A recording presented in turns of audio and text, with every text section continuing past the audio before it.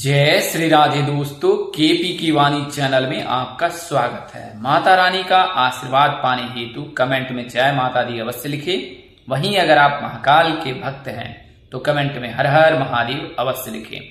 यकीन जानिए माता रानी संग महादेव की कृपा आप पर और आपके पूरे परिवार पर अवश्य बरसेंगी और आप 100 परिवार स्वस्थ एवं सुखी रहेंगे। साथ ही आपकी सभी मनोकामनाएं माता रानी कृपा से अवश्य ही पूर्ण हो जाएंगी।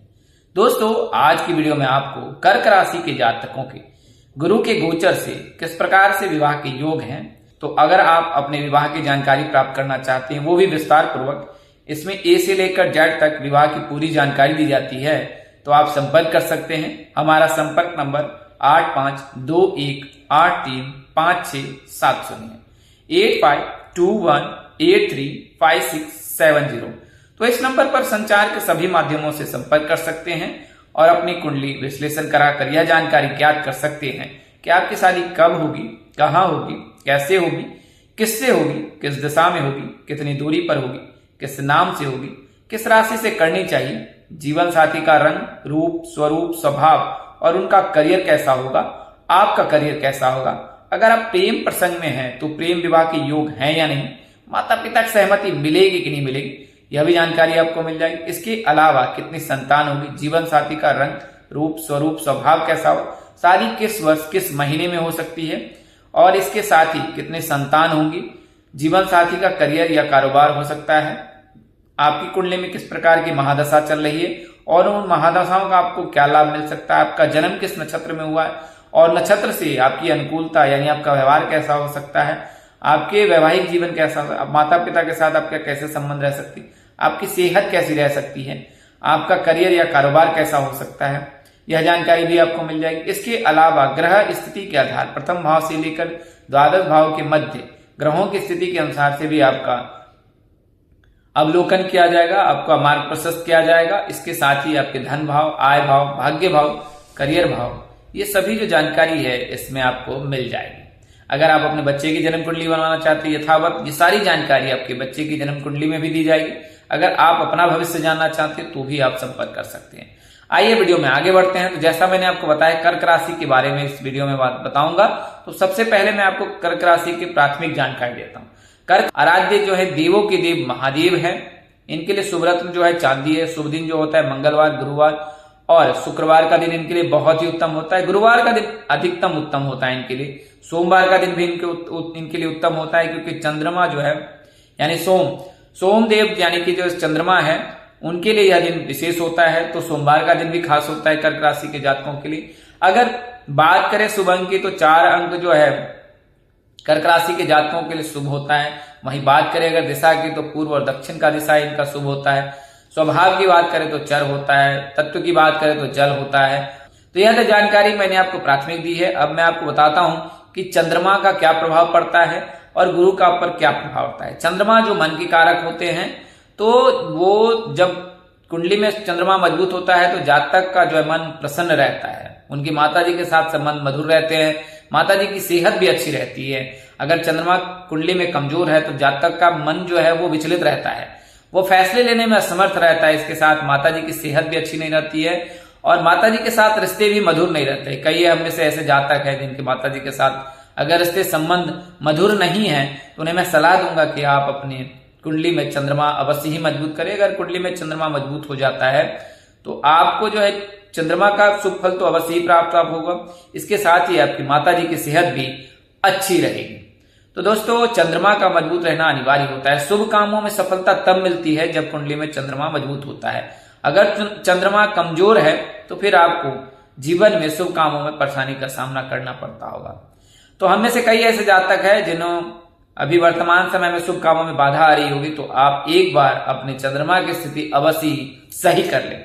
अब बात करते हैं गुरु की। तो देवगुरु बृहस्पति जो है वो धनु और मीन राशि के स्वामी हैं, लेकिन कर्क राशि में ये उच्च के होते हैं। इसके लिए कर्क राशि के जो भी जातक होते हैं उन्हें देवगुरु बृहस्पति की विशेष कृपा बरसती है और इसके चलते जो कर्क राशि के जातक सभी क्षेत्रों में विशेष प्रतिभा के धनी होते हैं। अगर कर्क राशि के जातक करियर में जाना चाहते हैं, जॉब करना चाहते हैं, तो वो भी अच्छा उत्तम होता है। अगर वो बिजनेस करना चाहते हैं, इसमें भी देवगुरु बृहस्पति की कृपा बरसती है।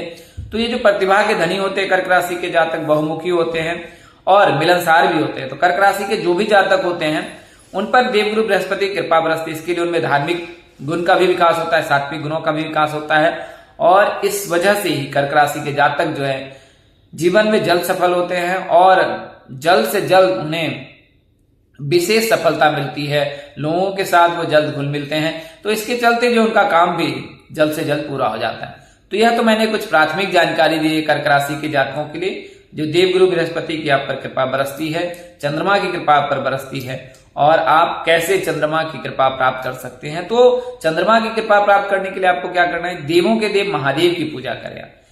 सोमवार और शुक्रवार के दिन गाय के दूध से भगवान शिव का अभिषेक करें। इसके अलावा सोमवार और शुक्रवार के दिन सफेद वस्त्र धारण करें, और वहीं चंद्रमा के मंत्रों का जाप करें। शुक्ल पक्ष में जो है कम से कम 2 से 5 मिनट जो है आप संध्या काल में, यानी कि चंद्रोदय के बाद जो है 2 से 5 मिनट चंद्रमा के शीतल छाया में अवश्य बैठे। इससे आपको विशेष लाभ प्राप्त होगा और माताजी की सेहत भी अच्छी रहेगी। इसके अलावा अगर आपके पास विशेष समय रहता है तो संध्या काल में जल में सफेद फूल डालकर चंद्रमा को अर्घ दें, इससे भी आपको अवश्य ही लाभ प्राप्त होगा। तो यह चंद्रमा को मजबूत करने के कुछ उपाय मैंने बताए जिसे आप कर सकते हैं। आइए मैं आपको देवगुरु बृहस्पति के गोचर की स्थिति बताता हूं। तो वर्तमान समय में जो है देवगुरु बृहस्पति मिथुन राशि में विराजमान है और 1 जून तक इसी राशि में रहेंगे, लेकिन 2 जून को अपनी स्थिति बदलेंगे, और ये स्थिति कर्क राशि के जातकों के लिए बेहद शुभ रहेगा, क्योंकि कर्क राशि में ही जो है गुरु का गोचर होगा।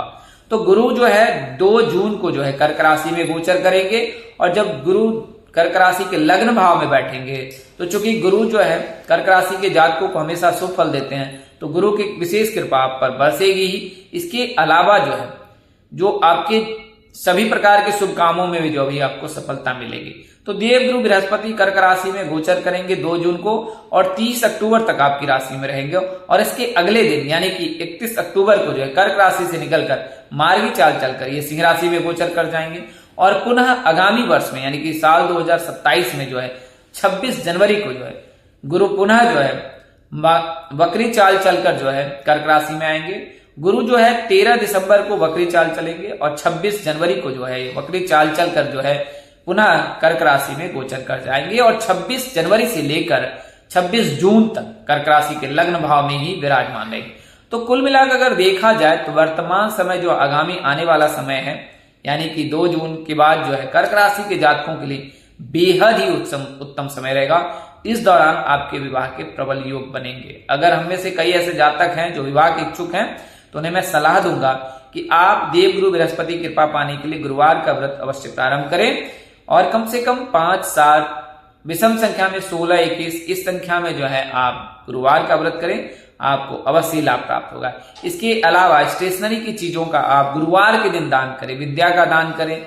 अगर आसपास के बच्चे हैं उन्हें निःशुल्क में आप शिक्षा दें, तो इससे भी आप पर गुरु की कृपा बरसेगी। और जिन जातकों की कुंडली में गुरु मजबूत होता है उनके शीघ्र विवाह के प्रबल योग बनते हैं। तो जैसा कि मैंने वीडियो में बताया है कि 2 जून से जो है कर्क राशि के जातकों के लिए शुभ समय शुरू होगा, और वह समय इनके लिए बहुत ही अनुकूल रहने वाला है। इसके अलावा जनवरी में भी जो है जनवरी से लेकर जून तक जो भी इनके विवाह के योग बनेंगे। हालांकि एक बात और ध्यान रखना है कि 5 दिसंबर को जो है आपकी राशि में जो है केतु का गोचर होगा। तो वर्तमान समय में ही मैं सलाह दे दूंगा कि अगर बात बन रही है और कुंडली मिलान में गुण सही से मिल रहा है, तो 5 दिसंबर से पूर्व अपने विवाह कार्यक्रम को संपन्न कर ले, क्योंकि जब केतु आपके लग्न में भाव में आएंगे और गुरु के साथ गोचर करेंगे तो फिर गुरु चंडाल दोष का निर्माण होगा, और उस दौरान फिर आपको 1.5 साल तक इंतजार करना पड़ सकता है। तो इसके लिए अगर शुभ काम में आपको कोई विघ्न बाधा नहीं आ रही है, विवाह करने के इच्छुक है, विवाह की सारी तैयारियां कर चुके हैं या करने वाले हैं, तो इसे 5 दिसंबर से पूर्व अवश्य ही संपन्न कर लें। इसके पश्चात कहीं ना कहीं आपको केतु का जो है केतु की कुदृष्टि आप पर पड़ सकती है। तो यह तो जानकारी मैंने आपको दी है गुरु के गोचर से कर्क राशि के जातकों को किस प्रकार से योग बनेगा। अब मैं आपको दिशा बता दूं। जैसा मैंने आपको बताया है कि पूर्व और दक्षिण का दिशा कर्क राशि के जातकों के लिए उत्तम होता है। इसके अलावा उत्तर की दिशा में भी कर्क राशि के जातक के विवाह के योग बनते हैं। तो ये 3 दिशाओं से जो है आपके विवाह के योग बन रहे हैं। अगर कर्क राशि के जातक है, कर्क राशि के जातक के लिए जो है राशि की बात करें किस राशि से विवाह करना चाहिए, तो चूंकि कर्क राशि पर जो है देवगुरु बृहस्पति की विशेष कृपा होती है, तो आप जो धनु मीन राशि के जातक से भी विवाह कर सकते हैं, यह आपके लिए श्रेष्ठकर होगा। आपके वैचारिक मतभेद नहीं होंगे, विचार आपके मिलेंगे, दोनों धार्मिक प्रवृत्ति के होंगे, तो आपका जो वैवाहिक जीवन वो सुखी संपन्न रहेगा। इसके अलावा कन्या राशि, तुला राशि के जातक भी उत्तम है, इनके साथ भी आप कन्या सूत्र बन सकते हैं। यानी कन्या राशि के जातक, क्योंकि उनकी राशि स्वामी बुध हैं, तो वैचारिक मतभेद हो सकता है, लेकिन तुला राशि के जातकों के साथ इनको भी थोड़ी कठिनाइयों का सामना करना पड़ सकता है। लेकिन अगर गुरु, बुध और शुक्र को छोड़ दिया जाए तो धनु और मीन राशि के जातक के साथ, इसके अलावा जो मंगल यानी कि मेष राशि के जातक के साथ आप कन्या सूत्र बन सकते हैं, तो आपका वैवाहिक जीवन सुखमय रहेगा। बात करें अगर आप महीने की, मैंने बताया भी है, जून, जुलाई, फिर नवंबर और दिसंबर, और आगामी वर्ष में जनवरी के बाद जो है फरवरी से लेकर जून तक इनके विवाह के योग बन रहे हैं। क्या करना उत्तम रहेगा कर्क राशि के जातकों के लिए? तो जैसा मैंने आपको बताया कि गुरु की विशेष कृपा आप पर बरसती है, तो आप बिजनेस भी कर सकते हैं, या फिर आप व्यापार करना नहीं चाहते हैं, जॉब करना चाहते हैं, तो भी कर सकते हैं, लेकिन आपको कारोबार में शीघ्र सफलता मिल सकती है, आप थोड़े से प्रयास से सफल हो सकते हैं। बात करें जीवन साथी के रंग रूप और स्वभाव की, तो जीवन साथी के भाव में जिस प्रकार ग्रहों की स्थिति होती है, अगर चंद्रमा है तो जातक शांत, सुशील, सौम्य होगा। सूर्य है तो उनके चेहरे पर तेज होगी, आभा होगी, आवाज थोड़ी वजनदार हो सकती है, लेकिन वह धार्मिक प्रवृत्ति का होगा। मंगल के रहने पर ऊर्जावान होगा, गुस्से का थोड़ा तेज हो सकता है, लेकिन आपके साथ उनकी कंपेटेबिलिटी बहुत अच्छी बैठेगी। अगर बुध विराजमान है तो मधुरभाषी होगा।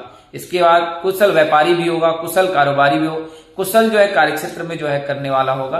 तो बुध के रहने पर भी आपको शुभ यानी जीवन साथी मन मुताबिक मिलता है। वहीं शुक्र के रहने पर भी कुछ इस प्रकार की स्थिति मिलती है, जो है भौतिक सुखों की प्राप्ति होती है। जीवन साथी सुखों यानी कि भौतिक सुखों का शौकीन हो सकता है। शनि के रहने पर 3 से 5 साल का वह बड़ा हो सकता है आपसे।